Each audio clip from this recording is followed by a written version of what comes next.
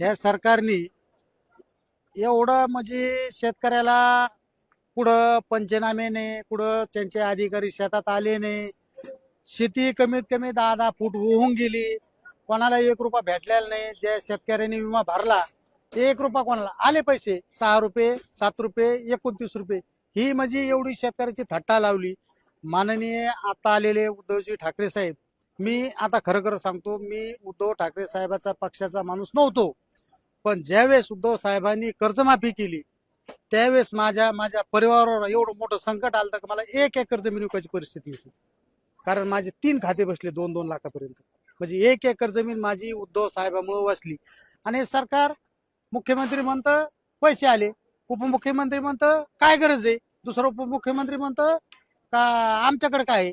म्हणजे यांचा त्यांना ताळमेळ नाही. आणि सगळ्यात महत्वाचं, येणी जेनी यांना मोठं केलं त्यांना जागा द्यायला, तर शेतकऱ्याला जागा द्यायला यांना काय लय मोठी गोष्ट थोडी यांच्यासाठी मोठी गोष्ट नाही ना. ज्यांनी त्यांना वाढीलं मोठं केलं, ज्या पदावर बसिलं, तर त्या लोकांना यांनी धोका द्याला. तर आमच्यासारखे शेतकऱ्याला असे तुडून जाते लोक. त्यामुळं उद्धव साहेब आम्हाला जिथं जिथं म्हणतील आम्ही तिथं तिथं ट्रॅक्टर, आमच्यापाशी ट्रॅक्टर मी टाली जोडून पाठीमाग. आणि ते लोक जिथं म्हणतील, मुंबईला जरी बोललं तर मुंबईला ट्रॅक्टर घेऊन जाईल. मुंबईला जायचं म्हणलं डिझेल कोण टाकत त्याला? आम्ही स्वतः टाकू. साहेबांनी आम्हाला 6 लाख रुपये साहेबांनी कर्जमाफी केलेली, जाऊ दे 1 लाख रुपये डिझेल साहेबासाठी. काय बोलतो? हा, साहेबासाठी काय, माझं 1 एकर जमीन जाणार होती त्या टायमाला, जमीन विक्रीला काढली होती मी. पण उद्धव साहेबांनी अचानक कर्जमाफी केली आणि माझी जमीन वाचली. या निवडणुकीत काय होईल, काय वाटतं तुम्हाला? आमच्याकडे तर उद्धव साहेबच चालणार आहे. कसं काय?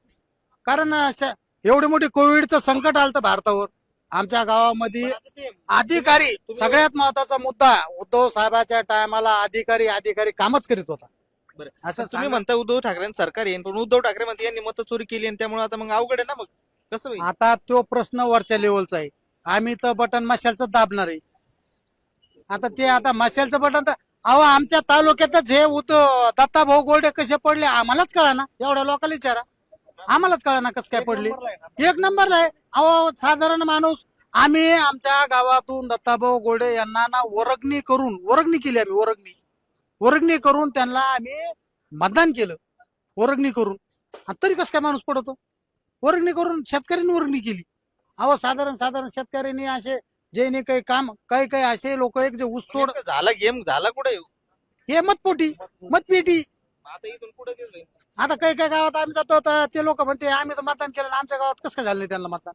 म्हणजे लोक म्हणते, पण आता लोक काय झाले, सर्वसामान्य माणसं भ्यायला लागली कोणाला? हे प्रशासनाला. अहो हे काय करायला लागले, मग आता दडपायला लागले लोक. आता पुढे कसं? नाही, आम्ही तर मतदान मशालच करणार आहे. काय हो मग त्याला काय करणार आहे. तुमचं ठरलं आता. आमचं सगळ्याच ठरलं, मशाल तालुक्यात मशालच आणायचं. काय हो आता